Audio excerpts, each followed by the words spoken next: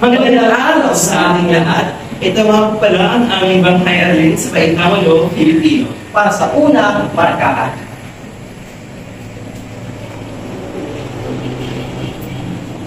Magsitayo ang lahat para sa ipaunang panalangin. Binibining Julie, maagang panguluhan nating panalangin sa ngalan ng Ama, ng Anak, ng Espiritu Santo. Amen.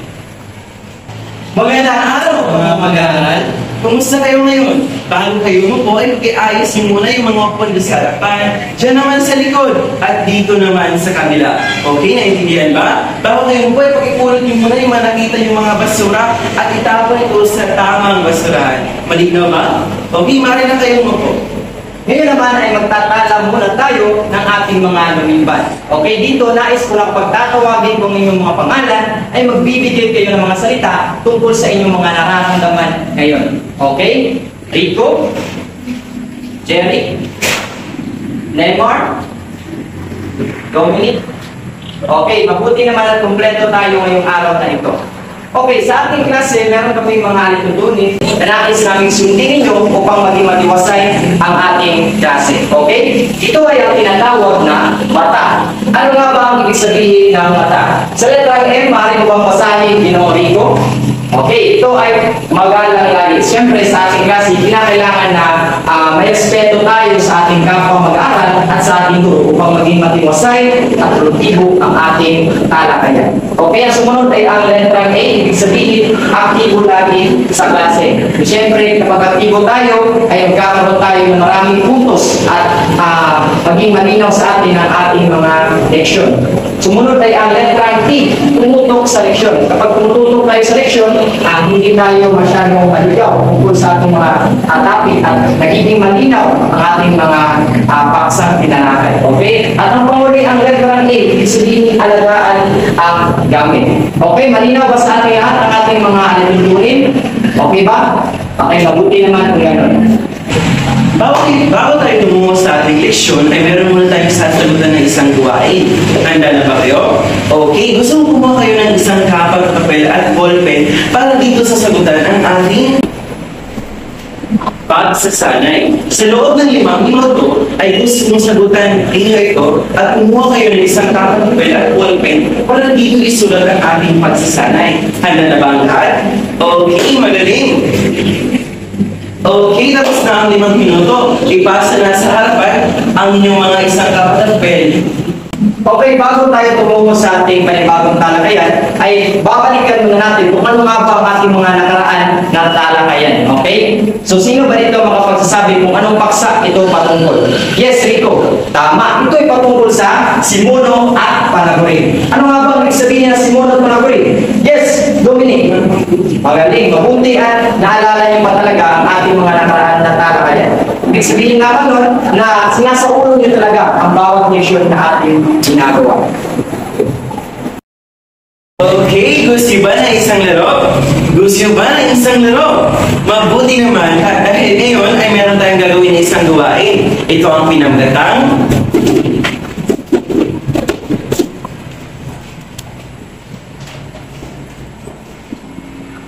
laro ng pinagulong salita na may hamon. Okay. Sa larong ito, ang klase o pangkatin sa dalawang pangkat. Magsisimula muna tayo sa pagbibilang. Una, dalawa, una, dalawa, at una, dalawa. Dito naman ang unang grupo at dito naman ang pangalawang grupo. Okay. Bibigyan kayo ng nag-iisang panulat. Ito sa unang grupo at dito naman sa pangalawang grupo. Sa larong ito, ako ay magbibigay ng mga salitang pinagulong mga salita at inyong uhulaan kung anong salita ito at isusulat nyo ito sa harapan. Paunahan kayo sa pagsulat kung ano ang tamang salita na ito. Naiintindihan ba? Okay. Magsasabi ako ng 1, 2, 3 at go. At doon na kayo magsitakbuhan at paunahan kayo pupunta sa harapan. Naiintindihan ba? Okay. Para sa unang salita, ito ang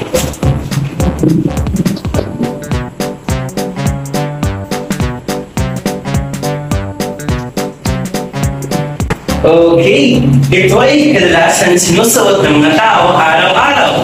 Ano kaya ito? Ready, set, go!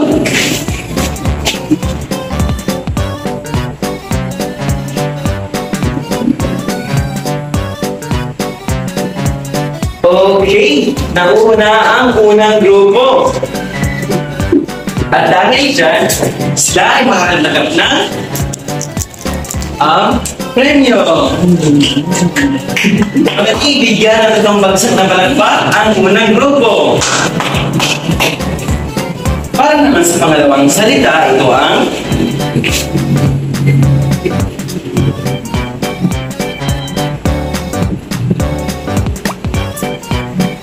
dito, ito ay tinitirahan ng mga tao. Isa, dalawa, tatlo.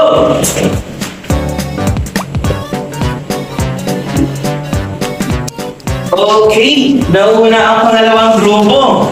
Dahil dyan, sila ay may premyo. Bigyan ng bagsak na palakpak ang pangalawang grupo. Ito ay panghuling salita. Alamin natin kung sino ba talaga ang tunay na mananalo dito. Okay?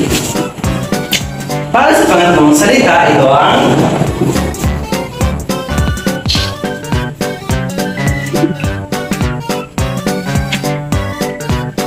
dito pumapasok ang mga mag-aaral. Ready, set, go!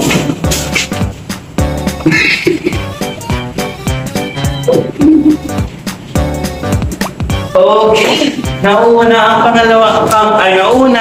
ang unang grupo. Dahil dyan, sila ay may premyo. Bigyan ng 5 bagsak ng palakpak ang unang grupo. Kayo ba nasiyahan sa ating ginawang gawain? Kayo ba nasiyahan sa ating laro? Okay, mali ba natin basahin ang unang salita? Okay? Yes, binibini Julie, mali bang basahin? Chinelas. Hindi chinalas, kundi chinelas. Again. Chinelas. Ulit-ulit. Chinelas. Magaling. Sa pangalawang salita. Yes, Ginoo? Ginoo Jerry? Bahay. Okay? Bahay. Magaling, Ginoo Jerry. Sa pangatlo, mahal bang basahin Ginoong Rico? Paaralan. Paaralan. Hindi paaralan kundi paaralan. Okay? Paaralan. Very good, Ginoong Rico. Mag-usay, Ginoong Rico, at bigyan ng 5 bagsak na palakpak ang iyong mga sarili.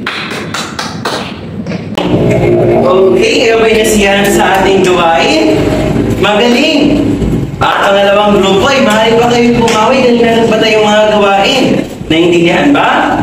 Okay! Kayo ba nasiyahan kanina sa ating ginawang gawain? Okay, huwag kayong mag-alala sa naging resulta kanina sapagkat ngayon ay may pagkakataon na naman kayo na pumawi. Dahil ngayon ay meron na naman tayong isang gawain, pangkatang gawain. So, ito ang tinatawag na minute to minute. Ganon pa rin ang grupo, ito pa rin yung unang grupo, at ito yung pangalawang grupo. Meron kaming worksheet dito na naglalaman ng mga iba't ibang pangusap. Ang kailangan nyo lamang gawin ay tutukuyin ninyo kung saang lugar at anong panahon ang binabanggit sa bawat pangusap. At sasagutan nyo lamang iyan sa loob ng 5 minuto. At kung sino ang may pinakamaraming tamang sagot sa loob ng 5 minuto na iyan, ang siyang itatanghal natin na panalo. Okay, handa na ba ang lahat? Handa na ba ang unang grupo? Pangalawang grupo? Okay, ang inyong 5 minuto ay magsisimula na ngayon. Okay, tapos na ang 5 minuto, maaari nyo nang tigilan ang pagsusulat. Okay, bakit para nagsusulat pa ang unang grupo? Okay, pasa nyo na dito yun sa harapan. Okay, so batay sa ating sulat dito, ang panalo ay ang pangalawang grupo. Palagpakan natin sila. Okay, kayo ba'y nasiyahan sa aking ginawang gawain? Okay, magaling. Ano kaya yung napapansin nyo sa aking ginawang gawain? Yes, Binibining Julie. Tungkol sa may mga panahon kung saan ginaganap yung mga pangyayari. Yes, Binibining J. Larian. Pero mayroong mga kung saan ginaganap yung mga pangyayari. Tama, magaling. Yes, Binibining Binibining, ano nga pangalan mo? Yes, Binibining Rimardo. Ano, sang-ayon ka ba sa mga sinabi ni Binibining Juliet, Binibining Sheila yan? Sumasang-ayon ka. Dahil, tama yun yung sagot, no? So, ano kayo sa inyo paksang tatalakayin natin ngayon? Tungkol sa may mga panahon, may mga kung saan ginaganap yung pangyayari. Tingnan natin kung ano mga paksang tatalakayin natin ngayon, okay? Paksang tatalakayin ngayon ay pinamagalang. Sabay-sabay ko natin basahin. Ang paggamit ng pang-api na pamanahon at panlunan sa pagsulat ng sariling alamat. Okay, naintindihan ba? Magaling. Okay, bago tayo tumungo sa ating panibagong talakayan ngayong araw na to, narito muna ang ating mga layunin. Sa pagtatapos ng klase, ang mga mag-aaral ay inaasahan na una, pagbibasa rito. Okay? Pangalawa, pagbibasa naman Lenore. Okay? Pangatlo, pagbibasa Siren. Okay, so yun lamang ang ating mga layunin sa araw na ito. Okay. Naintindihan ba ang ating mga layunin? Okay. Kayo ba'y handa na sa ating talakayan? Pag handa na kayo, ay sabihin nyo, handa na. Okay? Naintindihan ba? Kayo ba'y handa sa ating talakayan? Handa na. Okay. Handa na pala kayo.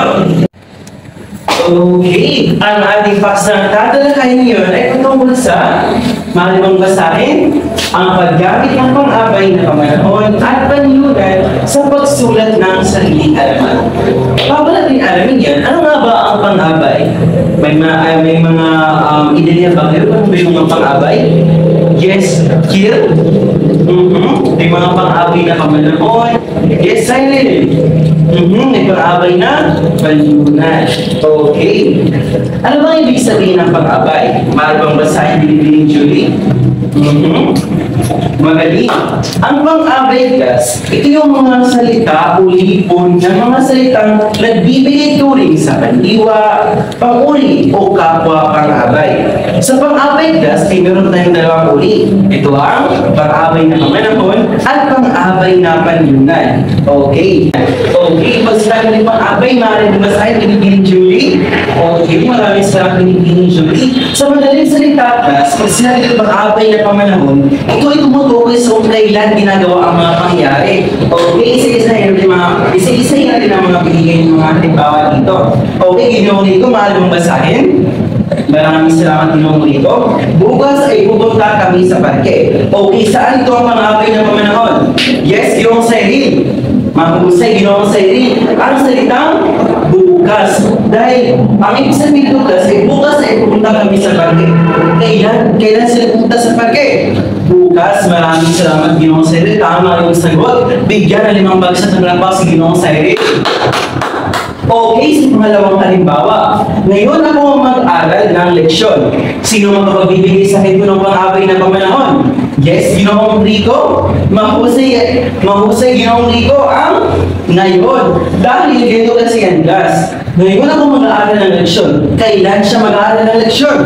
Yes, Binibining Julie. Ang salitang ngayon. Okay, sa pangatlong halimbawa. Kahapon ay nagluto si nanay ng masarap na adobo. Sino makapagbibigay sa akin kung anong pang-abay na pamanahon? Yes, Binibining Sheila yan. Magaling, Binibining Sheila yan. Ang salitang kahapon. Dahil kailan nagluto si nanay ng adobo, ng masarap na adobo. Tama sila rin ang salitang kahapon. Sa pang-apat na halimbawa, class, sino makapagbasa? Yes, Ginoong Cherry. Kanina, nakita ko si Ana sa palengke. Maraming salamat, Ginoong Cherry. Sino makapagbibigay sa akin kung ano ang pang-abay na pamanahon? Yes, Ginoong Rico. Mahusay ulit, Ginoong Rico ang salitang kanina dahil kanina ay nakita si Ana sa palengke. Kailan nakita si Ana sa palengke? Hindi, kanina. Okay, sa panglimang halimbawa tayo, guys. Sino makapagbasa? Yes, Ginoong Cyril. Mamaya ay maglalaro kami ng basketball. Saan ito ang pang-abay na pamanahon, Ginoong Cyril? Okay, ang salitang mamaya. Dahil kailan daw sila naglalaro ng basketball?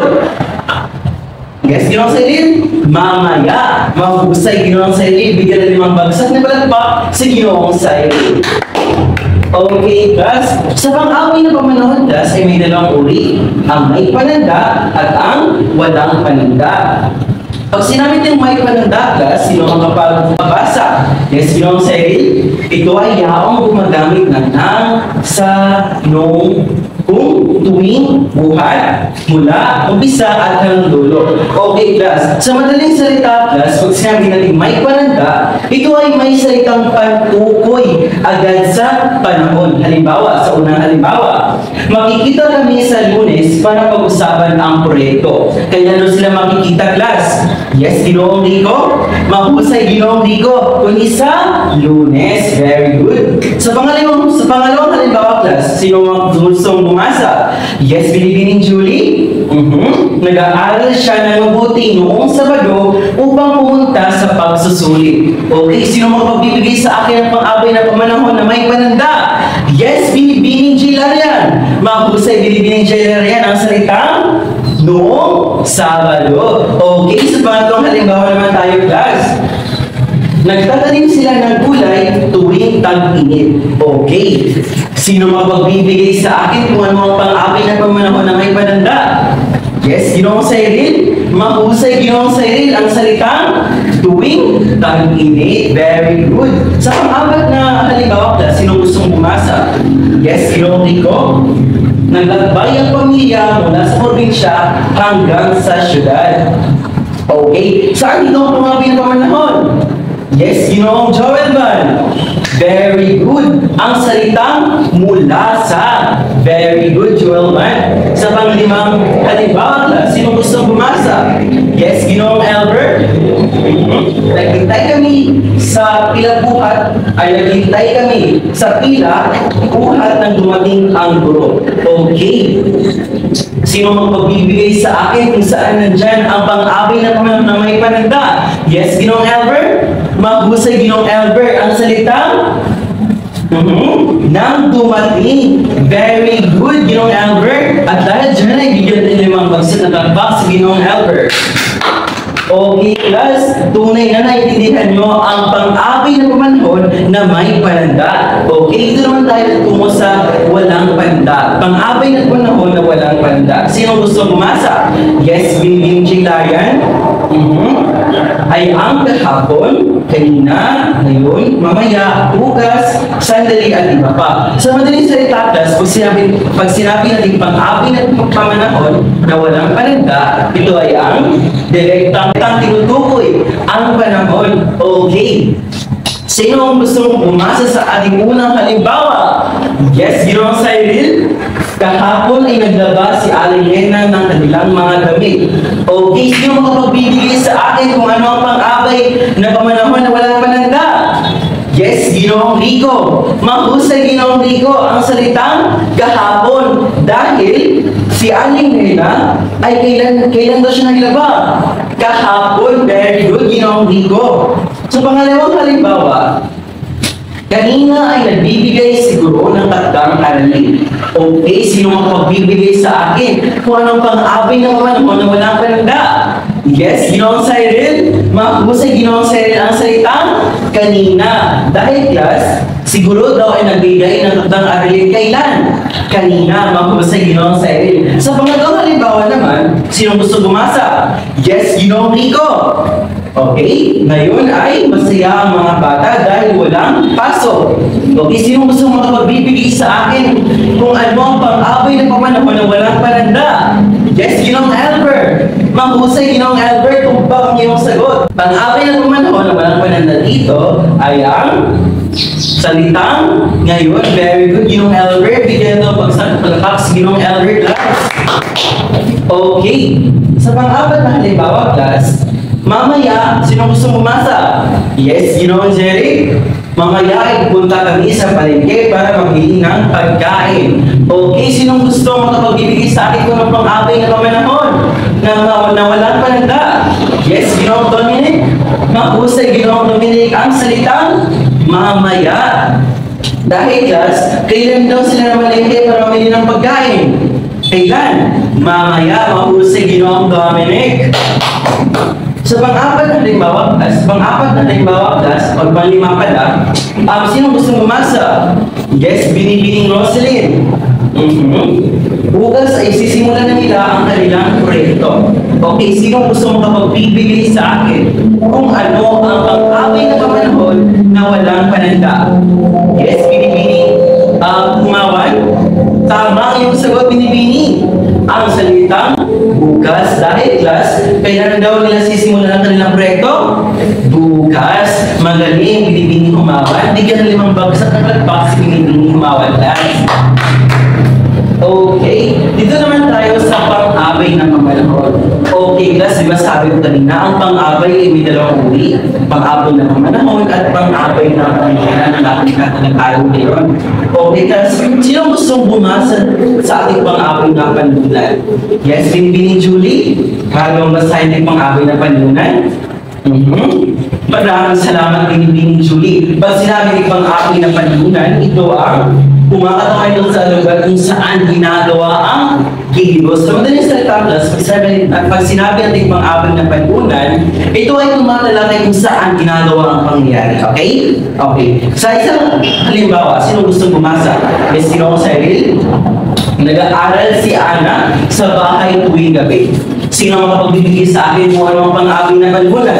Yes, sino ang Albert? Tama yung sagot ng Albert. Ito ay sa bahay. Dahil si Ana daw ay nag-aaral saan? Sa kanilang bahay. Okay, sa pangalawang halimbawa, sino gustong bumasa? Yes, Ginoong Kit. Dumalo ang mga mag-aaral sa paaralan para sa flag ceremony. Okay. Sino gusto mong magbibigay sa akin kung anong pang-abay na panunan? Yes, Ginoong John. Mahusay, Ginoong John. Tama ang iyong sagot. Ang pang-abay na panunan dito class ay ang sa paaralan dahil daw ang mga mag-aaral ay saan dumalo? Sa paaralan. Mahusay. Sa pangalawang halimbawa naman class ay ang namalay sino gusto bumasa?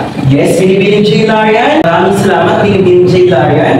Namalengke si nanay sa palengke kanina umaga. Okay, sino magbibigay sa akin kung anong pang-abay na panunan?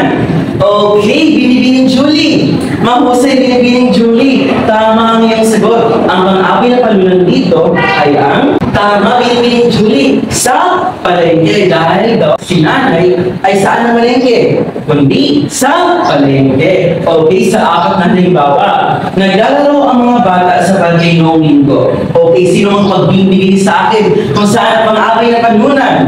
Yes, Ginoong Brian. Mahusay, Ginoong Brian. Tama ang iyong sagot. Ang pang-abay ng panunan ay ang sa parke. Dahil daw, lalaro daw ang mga bata saan?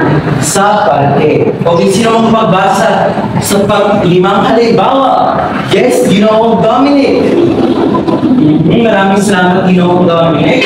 Dinala ang pasyente sa ospital matapos ang aksidente. Sino makapagbibigay sa akin kung ano ang pang-abay na panunan? Yes, Ginoong Jenny. Mahusay, Ginoong Jenny. Tama ang iyong sagot. Bigyan 5 bagsak ng palakpak si Ginoong Jenny. Dahil daw ang pasyente ay saan dinala matapos ang aksidente? Yes, Ginoong Jerry.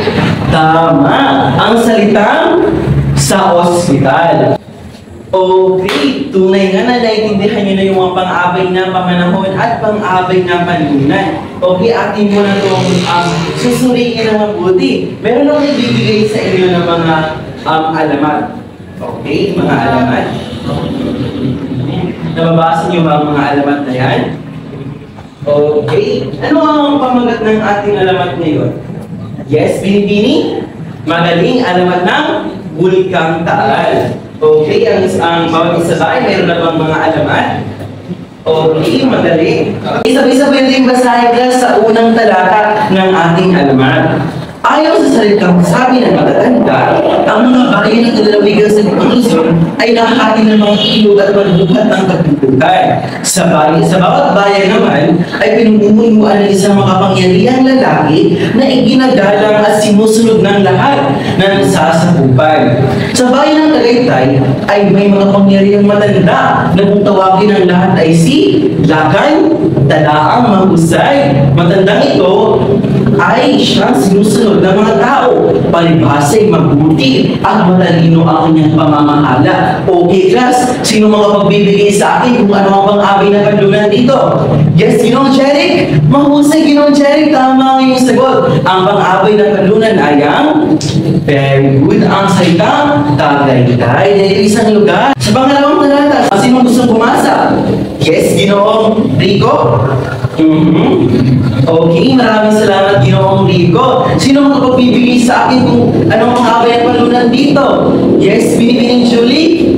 Tama, Binibining Julie. Ang salitang Tagaytay ulit. Maraming salamat, Lucius. Ano ba? Sino ba? Yes, Binibining Julian? Tama yung sagot, Pilipini. Sa isang malabong punong kahoy at kaparangan.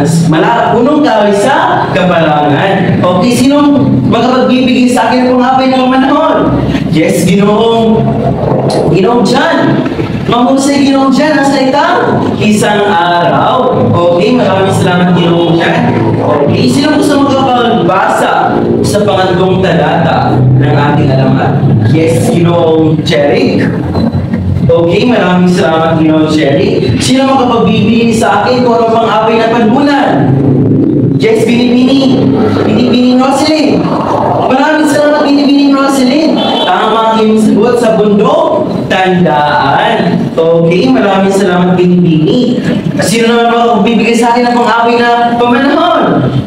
Okay, maraming salamat, Binibini. Ang salitang sa ngayon. Tama ang iyong sagot, Binibini. Okay, doon na tayo sa pang-apat na talata. Okay. Sa pang-apat na talata, sinong gusto pumasa? Yes, Ginoong Dominic? Okay, maraming salamat, Ginoong Dominic. Sino makapagbibigay sa akin kung ano pang-abay na pamanahon dito, class? Okay, Binibining Kumawan. Tama, Binibining Kumawan. Ang salitang ngayon ulit. Okay, maraming salamat. Ano ba? Yes, Binibini. Ang salitang okay, araw-araw. Maraming salamat, Binibining Kumawan. Sino mo gusto magpapahagi kung ano pangalan naman dito? Yes, Ginoong Nemar? Tama, Ginoong Nemar. Ang salitang ano yun? Tama, Ginoong Nemar. Ang salitang taal. Mahusay, Ginoong Nemar. Sino pa? Ano pa? Meron pa? Yes, Ginoong Romel? Tama yung sagot, Ginoong Romel. Ang salitang sa bundok. Mahusay, Ginoong Romel. Tunay na meron iyong kaalaman kung ano ba ang pang-abay na lumanhon at pang-abay na panlunan. Maraming salamat dahil naintindihan talaga kung ano ang ibig sabihin nito. Dahil nasa pagtukoy sa mga alamat na ating binasa. Maraming salamat. Ngayon naman ay babahagi ko sa inyo ang mga paraan sa pagsulat ng inyong sariling alamat. So meron na tayong 5 paraan sa pagsulat ng ating sariling alamat. At ang una ay ang pumili ng paksa. Maaari mo bang basahin, Ginoong Rico? Okay. Dito, syempre, kapag gagawa tayo ng sariling alamat, ay titingnan muna natin kung ano nga ba ang ating magiging paksa. Ito ba ay patungkol sa alamat ng hayop, alamat ng halaman, o alamat ng isang bagay.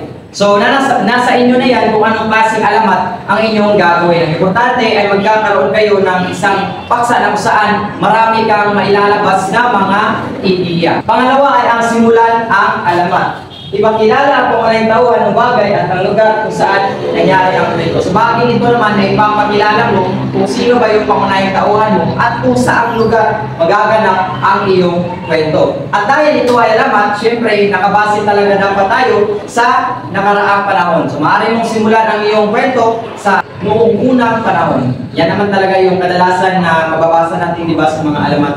So, yan yung simulan ang kwento. Pangatlo ay ang gumawa ng problema o pagsubok. Magdagdag ng kakaibang pangyayari o suliranin na magpapaliwanag kung bakit nagkaroon ng alamat. So, dito naman ay gagawan mo ng matinding problema itong pangunahing tauhan mo. Maaaring ito ay patungkol sa galit ng mga tao sa kanya dahil sa mga bagay na kanyang nagawa na magiging dahilan kung bakit mabubuo itong alamat mo. Okay, pang-apat, magbigay ng solusyon. Siyempre, kapag may problema, ay mayroong solusyon. Pang-lima, tapusin ang alamat. So, siyempre, kapag gagawa tayo ng alamat, hindi naman po pwede na tuloy-tuloy lamang ito at walang katapusan, hindi ba? At sa pagtapos natin ng alamat, kinakailangan na magbigay tayo ng aral. Ano bang aral na mapupulot natin sa iyong kwento? At isa ito sa mga pinakamahalaga sa pagbuo natin ng alamat. Maaaring ito ay patungkol sa aral ng kabutihang loob o pananampalataya. Sinasa sa inyo na yan kung anong klaseng aral ba ang nais mong ipaliwanag doon sa inyong magiging alamat. So yun lamang ang 5 paraan ng pagsulat ng ating sariling alamat. Okay, ngayon naman ay meron tayong gagawin. Sino ba dito yung mahilig sumulat ng mga kwento? Yes, Kier? Tungkol saan ba yung mga kwento na sinusulat ni Kier? Okay, magaling. Dahil ngayon ay meron tayong gagawin. Kayo ay susulat ng inyong sariling alamat kung saan makikita ang pang-abay na pamanahon at pang-abay na panlunan. Kailangan nyo lang gawin ay sasalambuhitan nyo ang pang-abay na panlunan at bibilugan nyo naman ang pang-abay na pamanahon. At gagawin nyo lamang ito sa loob ng 15 minuto. Okay, ngayon ay makikita ninyo mayroong 3 larawan dito. At ang mga larawan na ito ay maaari ninyong pagkuhanan ng idea sa inyong magiging sariling alamat sa inyong isusulat. But bago ang lahat, narito muna ang ating mga pamantayan sa inyong gagawin na alamat. Okay, una rito ay ang paggamit ng pang-abay na pamanahon, 20 bahagdan. Sumunod ay ang paggamit ng pang-abay na panlunan, 20 bahagdan ka din. At pangatlo, lohikal na daloy at makulay na kwento, 30 bahagdan. At ang panghuli ay ang kaampupan ng wika at gramatika, 30 bahagdan. So, ito yung ating mga pamantayan sa inyong gagawin na sariling alamat. Ngayon ay kumuha kayo ng 10 papel at simulan nyo na ang inyong pagsulat ng sariling alamat. 15 minuto lang po ang itatagal ng inyong pagsulat. So, simulan nyo na. Okay, tapos na ang 15 minuto. Ipasa nyo na dito sa harapan ang inyong mga ginawang sariling alamat. Okay, ngayon sino ba dito ang makapagbabahagi tungkol sa kanyang ginawang alamat? Okay, dito. Tungkol saan bang yung ginawang alamat? Okay, tungkol sa alamat ng unggoy. Okay, kakaiba at maganda ang iyong alamat. Pare mo bang ibahagi sa amin ang buod ng iyong ginawang alamat, Ginong Rico? Okay? Magaling. Palapakan natin si Rico. Kung may nga na kayo ay natutunan tungkol sa paggawa ng inyong sariling alamat, tawa ay maggamit ninyo ito sa mga susunod pa ng mga panahon. Okay, maraming salamat. Okay, tunay na pinabahagi nyo yung mga sariling alamat. Tuwing kakaiba at may mga kumuha kayo ng mga ideya dito at napakagaling yung mga ginawa patay sa aking pag-analisa sa inyong mga sagot dito. Okay, so kayo ba nasihan sa ating mga ginawang gawain? Okay, magaling. At dahil dyan, ako yung magtatanong ng mga katanungan batay sa ating mga talakayan. Handa na ba kayo? Ano nga yun pag sinabi natin pang-abay? Yes, Binibini? Magaling! Very good! Pag sinabi natin pang-abay, may tumutukoy sa dalawang uri. Anong dalawang uri? Yes, Binibini? Binibini, Julie? Yes, pang-abay na pamanahon at pang-abay na panlunan. Okay, very good. Pag sinabi natin pang-abay na pamanahon, ano ito? Binibini? Yes, Binibini, J. Lion? Magaling, Binibini, J. Lion, dito tumutukoy sa kung kailan ginagawa ang mga pangyayari. Very good. Yes, Binibini. May dalawang uri ng pang-abay na pamanahon. Ano to? Ginoong Rico. Yes, Ginoong Rico. Mahusay, Ginoong Rico. Ang dalawang pang-abay na pamanahon ay pang-abay na may pananda at walang pananda. Mahusay, Ginoong Rico. Magbigay ka na ng halimbawa ng pang-abay na pamanahon. Si Joel Banay, nag-aral kahapon sa DDOSC. Okay, saan doon ang pang-abay na pamanahon? Very good. Kahapon, mahusay, Ginoong Rico. Bigyan ng pagsak na malagpak si Ginoong Rico. Okay, dito naman sa pang-abay na panlunan. Ano ang ibig sabihin ng pang-abay na panlunan? Yes, Binibining Julie? Mahusay, Binibining Julie. Pag sinabi natin pang-away ng panlunan, ito yung tumutukoy kung saan ginagawa ang pangyayari. Okay, maaari ka bang magbahagi ng halimbawa ng pang-away ng panlunan? Yes, Ginoong Rico? Mahusay, Ginoong Rico. Si Joel Van ay naglaro kahapon sa parke. Mahusay, saan? Doon ang pang-away na panlunan. Yes, binibining Sheila yan. Mahusay, binibining Sheila yan. Sa parke, mahusay. Bigyan na 5 bagsak na palakpak si Sheila yan. Okay. Sino makapabahagi sa akin ng ang 5 paraan sa pagsulat ng sariling alamat? Yes, Ginoong Jeric. Pumili ng paksa, simula ng kwento, gumawa ng problema o pagsubok. Ano yung pang-4? Magbigay ng solusyon. Yung pang-5. Very good. Tapusin ang alamat. Bigyan ng 5 bagsak na palakpak si Ginoong Cherry. Tunay nga, bahagi nyo yung mga kaalaman at meron talaga yung natutuhan sa pagsulat ng sariling alamat at paggamit ng pang-akay na pamanahon at panlunan. Very good. Okay, para sa ating evaluasyon, narito ang ating panuto.